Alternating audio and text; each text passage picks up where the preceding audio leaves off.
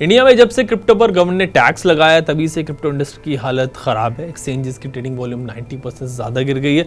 Crypto trading India में almost बंद ही हो गई है। लोगों ने मार्केट छोड़ दी है, आप जानते हैं होल्ड पर चले गए। एंड इवन क्रिप्टो एक्सचेंजेस के जो ऑफिशियल्स हैं वो भी खबर आई है कि इंडिया छोड़कर दूसरे कंट्रीज़ लाइक दुबई में नए प्रोजेक्ट्स जो हैं वो अपने शुरू कर रहे हैं। मतलब क्रिप्टो मार्केट के हालात इस वक्त इतने बुरे हैं, बट आगे चलकर शायद और ज़्यादा दिक्कतें यहाँ पर आ सकती हैं एंड हालत जो है और बुरी हो सकती है। Because as per reports government अब क्रिप्टो पर जीएसटी भी लगाने की तैयारी कर रही है and it could be somewhere between 18 to 28%, 18 से 28% के बीच।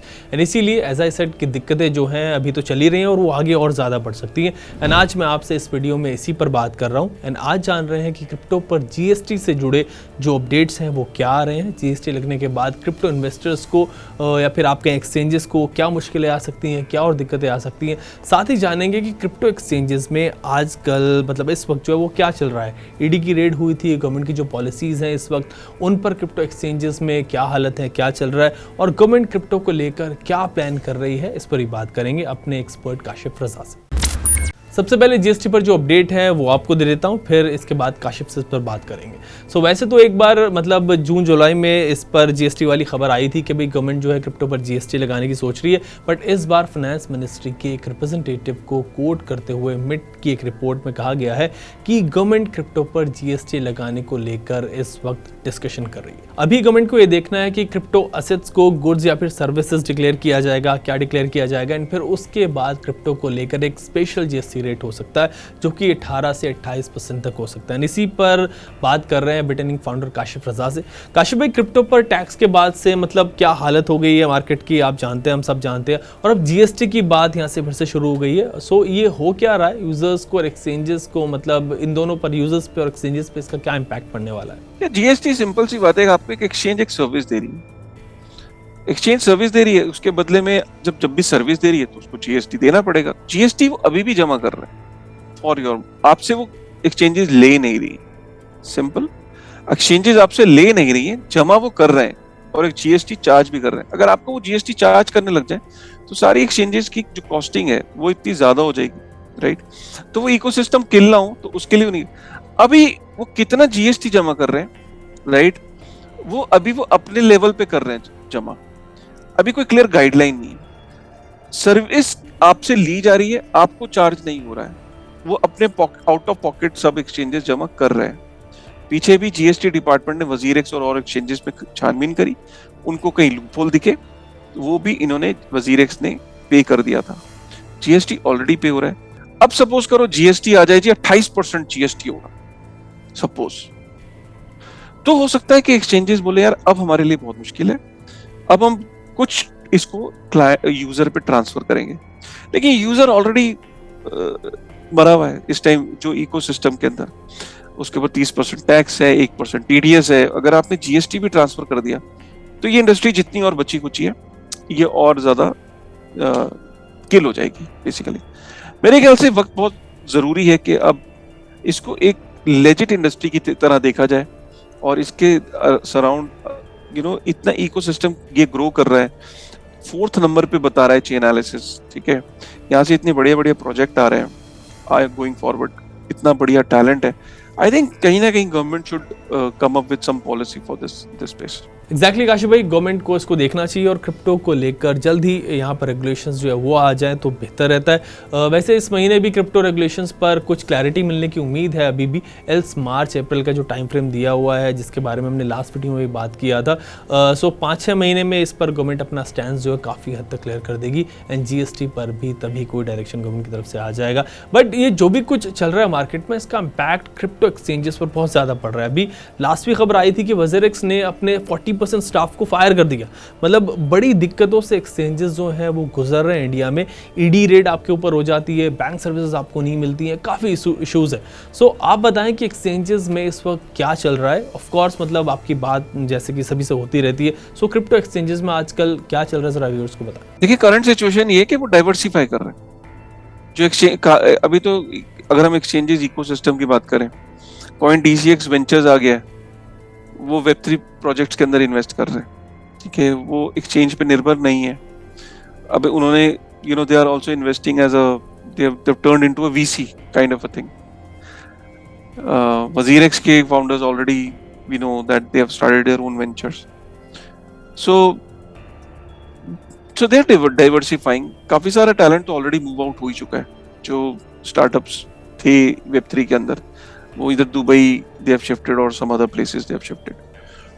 बट जब भी सबसे बात होती है तो मैं कहता हूँ कि सपोज अगर थोड़ा सा भी कहते हैं, अगर उनकी एक्सपेक्टेशन का 50% भी अचीव हो गया तो they like to come back, because nobody is happy going and settling abroad, because यहाँ पे परिवार है, पूरा फ्रेंड सर्कल यहाँ पे था, घर बार यहाँ पे था, सब कुछ था, तो any given day they like to come back and they like to contribute मोर.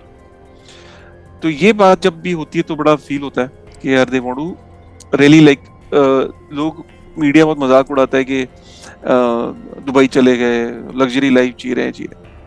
यार कोई भी एक सेंसिबल मैच्योर इंडिविजुअल होगा ना, उसके लिए देश हमेशा टॉप प्रायोरिटी पे होगा. वो यही कहेगा कि यार मेरे को जिस देश ने सब कुछ दिया, I like to contribute more and I wish कि जो हम कर रहे हैं वो कुछ गलत नहीं कर रहे हैं, just it's a technology and sooner the government understand that it will be better that that they like to contribute to the ecosystem. They have not gone, कई लोग का ही कहना है कि जी वो टैक्सेस के लिए गए, ऐसा कुछ भी नहीं. they are more than willing to pay taxes, they are more than willing to contribute to the Indian ecosystem because they know this industry is the future. Kashif भाई, एक सवाल जो अक्सर यूजर्स करते हैं, हमने पहले भी इस पर बात की है, आज फिर इस पर दोबारा से बात कर रहा हूँ क्योंकि काफ़ी जो है वो सवाल आ रहा है. तो ये बताएं कि इंटरनेशनल एक्सचेंजेस के थ्रू क्रिप्टो ट्रेड करना यूजर्स के लिए कैसा है. रिपोर्ट्स ऐसी आ रही हैं कि इंडियन यूजर्स बाइनेंस पर बहुत ज़्यादा चले गए, दूसरे इंटरनेशनल एक्सचेंजेस पर अब शिफ्ट हो गए, प्रेफर कर रहे हैं. So what's your view on this? बिल्कुल तरीका सही नहीं है, और ये आप इंडियन एक्सचेंजेस पे रहें, बाहर के एक्सचेंजेस पे आप जाएंगे, आप वहाँ ट्रेड करोगे. बाइनेंस भी केवाईसी एक्सचेंज है, कल को वो केवाईसी डेटा इंडिया में आता है, आपसे पूछा जा सकता है कि आपने एक, अब वहाँ पे तो टीडीएस के रूल्स भी अलग हैं. अगर आप इंटरनेशनल एक्सचेंजेस पे आप जाते हैं, आपको पता ही नहीं है कि आप इंटरनेशनल एक्सचेंज पे जा रहे हो, आप रूल्स को अभी क्लियरिटी है नहीं. आप अगर नई यूजर हो तो जो लोग पहले गए हुए हैं वो obviously they know all the risks involved in it, but नए यूजर को तो ये लालच में आना ही नहीं चाहिए, and they should not even think of going on international exchanges. They should stay with Indian exchanges. Fine Kashif भाई, यही अप्रोच यूजर्स की होनी चाहिए कि किसी भी ऐसी चीज़ से हमें बचना चाहिए जो दिक्कतों में फंसाने वाली हो, जो मुश्किल में फंसा दे आपको. अब बात क्रिप्टो को लेकर गवर्नमेंट के प्लान की कर लेते हैं. सो ब्लॉकचेन टेक्नोलॉजी को अगर देखें तो गवर्नमेंट वैसे तो काफ़ी इंडोर्स करती आई है. गवर्नमेंट की अपनी वेबसाइट भी है इस पर, ब्लॉकचेन पर कुछ कोर्सेज में मेरी बात हुई थी लोगों से, यूनिवर्सिटीज़ में ब्लॉकचेन पर इंट्रोड्यूस किए जा रहे हैं, चल रहे हैं. सो ब्लॉकचेन टेक्नोलॉजी को गवर्नमेंट वैसे तो इंडोर्स कर रही है, गवर्नमेंट की अपनी वेबसाइट भी है ब्लॉकचेन पर, कुछ कोर्सेज भी यूनिवर्सिटीज़ में ब्लॉकचेन पर इंट्रोड्यूस किए गए हैं. मेरी बात हुई थी काफ़ी कुछ लोगों से. सो टेक्नोलॉजी को लेकर तो गवर्नमेंट पॉजिटिव ही यहाँ पर लग रही है. एंड लास्ट टाइम जो हमने भी बात की थी उसमें यही निकल के सामने आया था लास्ट वीडियो में कि क्रिप्टो पर बैन वाली बात तो शायद अब नहीं दिख रही है. इसको रेगुलेट कैसे किया जाए, गवर्नमेंट यही प्लान कर रही है. सो गवर्नमेंट का रुख ब्लॉकचेन टेक्नोलॉजी को लेकर इस वक्त कैसा है और फ्यूचर आपको क्या दिख रहा है? देखिए, उसमें गवर्नमेंट कभी भी ब्लॉकचेन के अगेंस्ट नहीं थी as a technology, but government क्योंकि ब्लॉकचेन भी दो तरीके की होती है, एक होता है प्राइवेट ब्लॉकचेन और एक होता है पब्लिक ब्लॉकचेन. जो प्राइवेट ब्लॉकचेन होती है वो एक तरीके का, उसमें कंट्रोल बेहतर होता है. एक सेंट्रल एंटिटी होती है, वो डिसाइड करती है कि कौन इसमें नोड्स बनेंगे, किस नोड को रखना है, किस नोड को निकालना है. उसके जो रूल्स हैं वो एक सेंट्रल एंटिटी डिसाइड करती है, राइट. कैसे ब्लॉक्स वैलिडेट होंगे, कौन इसमें कितना ये डिसेंट्रलाइज होगा, पार्टिसिपेशन कैसे होगी, डेटा कैसे इसमें स्टोर होगा, कैसे वेरीफाई होगा, कैसे मैनिपुलेट होगा, ये सारी चीजें एक सेंट्रल एंटिटी डिसाइड करती है, राइट. प्राइवेट ब्लॉकचेन को रन करना is not very cost effective, काफी इसमें कॉस्टिंग लगती है, सिक्योरिटी बहुत लगती है, कंटिन्यूसली इसको वॉच करना होता है, बहुत और 50 चीजें होती हैं.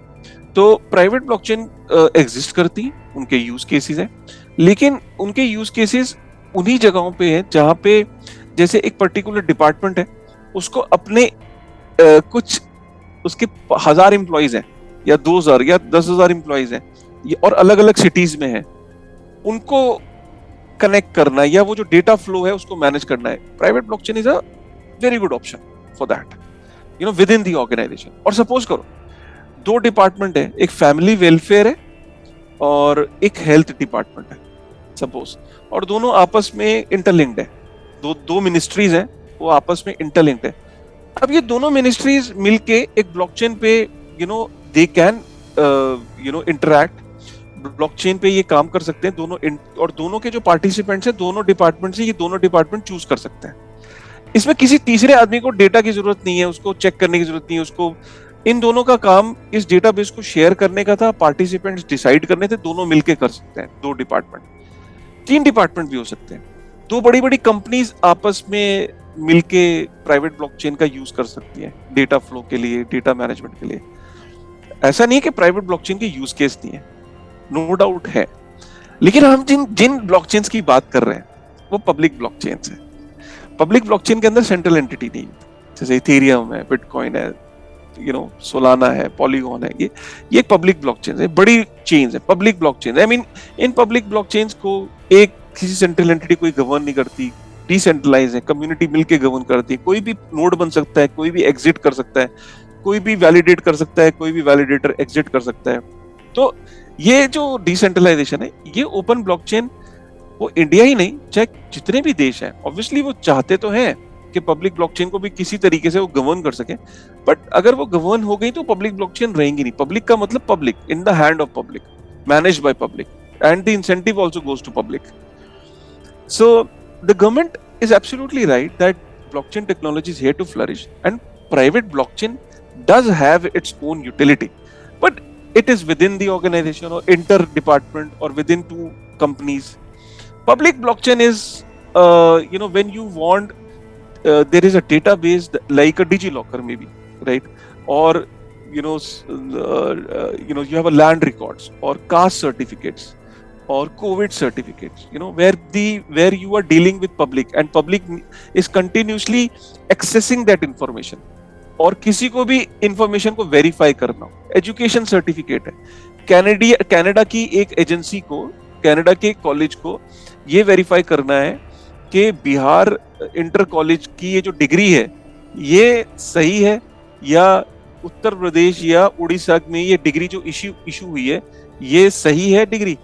कनाडा की एक यूनिवर्सिटी को चेक करना है, वो ब्लॉकचेन पे जाके देख सकती है। अभी ब्लॉकचेन नहीं है तो उसको यूनिवर्सिटी को कांटेक्ट करना पड़ता है। This process takes 3 months time, because उनको उड़ीसा की वो यूनिवर्सिटी को सील लगानी पड़ती है, वीसी को साइन करना पड़ता है, वो चिट्ठी एक सील लिफाफे में कनाडा में जाती है, वो उस सील लिफाफे को ओपन करती है। इस प्रोसेस में आपको पता है 90 दिन लग जाते हैं और बच्चे का फ्यूचर अधर में रहता है। लेकिन अगर सोचो कि उस सर्टिफिकेट को कनाडा की एजुकेशन यूनिवर्सिटी ब्लॉकचेन पे वेरीफाई कर सके, तो फिर मैं बात कर रहा हूं कि दोनों की यूटिलिटी है, दोनों एग्जिस्ट करेंगी, दोनों सरवाइव करेंगी और दोनों की यूज केस है। जस्ट दैट कि गवर्नमेंट ने प्राइवेट ब्लॉकचेन के लिए वो ओके है, ओपन ब्लॉकचेन के लिए ऑब्वियसली वो ओके नहीं है as of now, but they are trying to figure out कि कैसे इसको रेगुलेट किया जा सकता है ओपन ब्लॉकचेन के लिए। टेक्नोलॉजी को कभी भी आप ये समझिए, नई टेक्नोलॉजी को गवर्न करना, क्या हवाई जहाज के कानून पहले दिन आ गए? क्या डीजीसीए उसी दिन बन गया था जिस दिन पहले दिन हवाई जहाज आया था?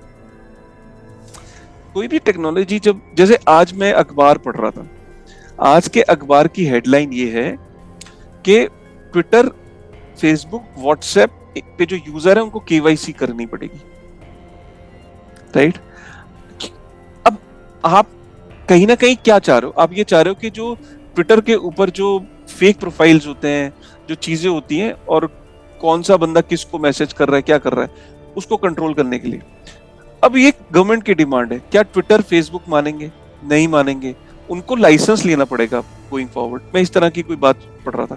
तो टेक्नोलॉजी में कानून हमेशा इवॉल्व होते रहते हैं। जबकि फेसबुक, ट्विटर 2005 से है, 2005, 2006 से, 2007 से, आज हम 13-14 साल भी कानून को इवॉल्व होते देख रहे हैं परिस्थितियों के हिसाब से।